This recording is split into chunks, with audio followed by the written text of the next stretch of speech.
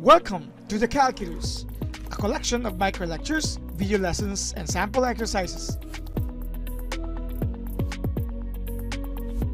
Let's illustrate the exponential rule for antidifferentiation.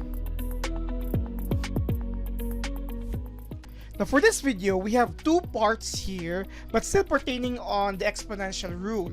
That is because we have two different situations, and one of which is actually special type of exponentiation, and we're going to look at the correct forms when we try to solve for the antiderivative or to integrate exponentials. Now take note, let's not forget that for a certain function to be called antidifferentiation, for a certain function, let's say f of x, the capital letter 1, is its antiderivative if it satisfies the situation that the derivative with respect to x of your capital letter f function f of x will result to the original function f of x. Okay, so basically the idea here is that the antiderivative is just the reverse operation of your differentiation. Okay, that's why it's called anti-differentiation.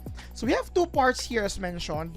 This is on the exponential rule, and we are going to somehow show here or illustrate the truth value of these rules before applying them into different situations.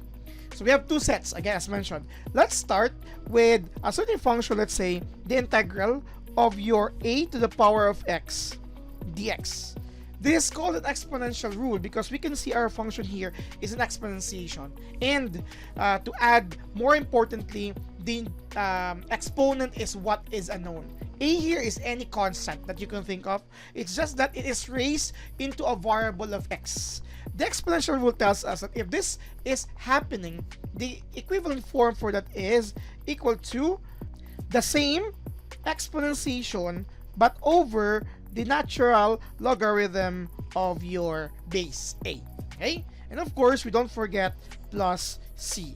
This is the exponential rule specifically for any constant a. Okay, now let's show that this is really true applying the concept of your differentiation.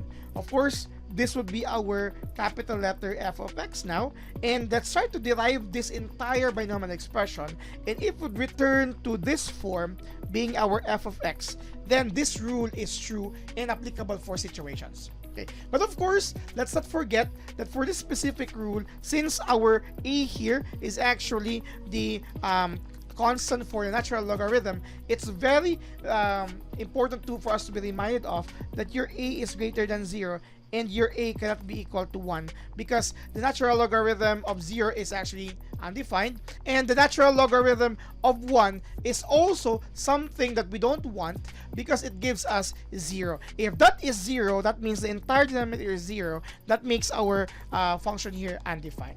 So let's try to prove this first before we proceed to the second and the special type of exponential rule. Okay, this is the proof. We're going to show that the derivative with respect to x of your capital f of x here, which comprises of a to the power of x over the natural logarithm of a, again a has these restrictions, plus c. Okay, applying the sum and difference rule, you will have here the derivative with respect to x for your first function, a to the power of x over the natural logarithm of a, plus of course the derivative with respect to x to your c. We know that any derivative with respect to c would yield 0.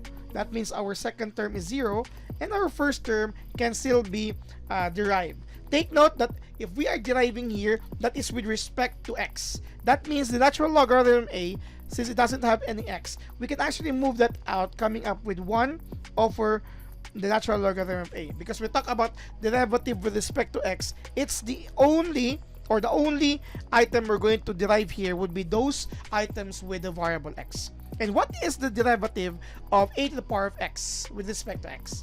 We know that that is just actually equivalent to itself times the natural logarithm of the base. Okay, that's the rule for derivative for a to the power of x as we take its first derivative. It's equivalent to this one. Okay, so that's its result when we talk about derivatives. But since we have here a fraction where our denominator is the natural logarithm of a, and of course it's constant, So we're going to remove that. As long as a again is greater than 0 and not equal to 1, we are left with a to the power of x plus 0, or a to the power of x itself, which is just equivalent to your f of x. This shows that the exponential rule here is actually true, and if we have situations later on which involves this specific form, then we can just apply this rule here. Now in this same video, since this talks about illustration for the exponential rule, let me add here the other rule, and of course prove it as well in part of our process.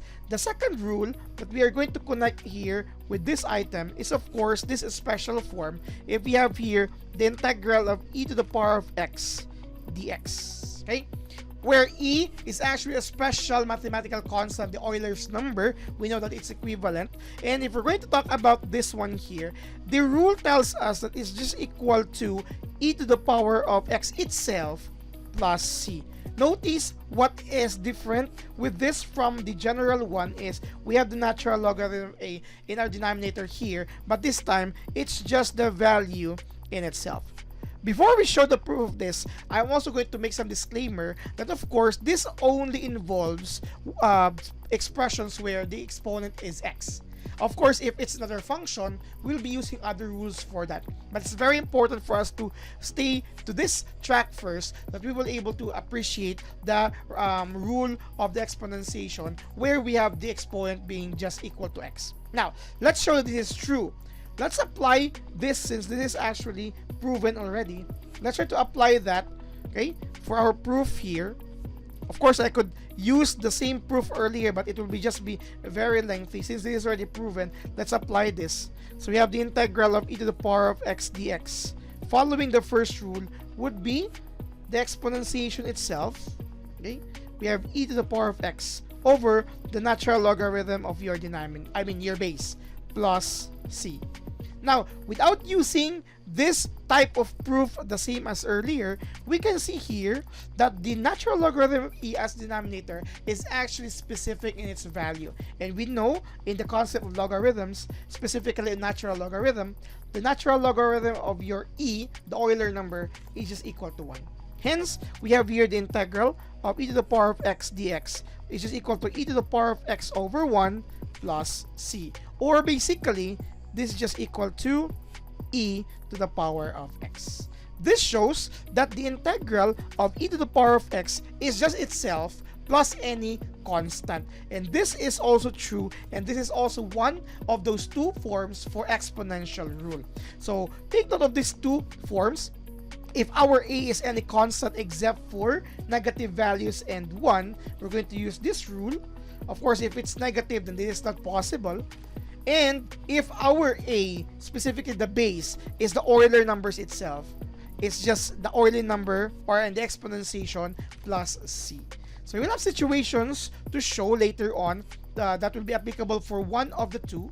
And then later on, again, as mentioned as a disclaimer, what will happen if the exponent here will be another function. We'll have that on different situation as well. But this time, this shows the two parts or two forms of exponential rule for antidifferentiation and their corresponding proof.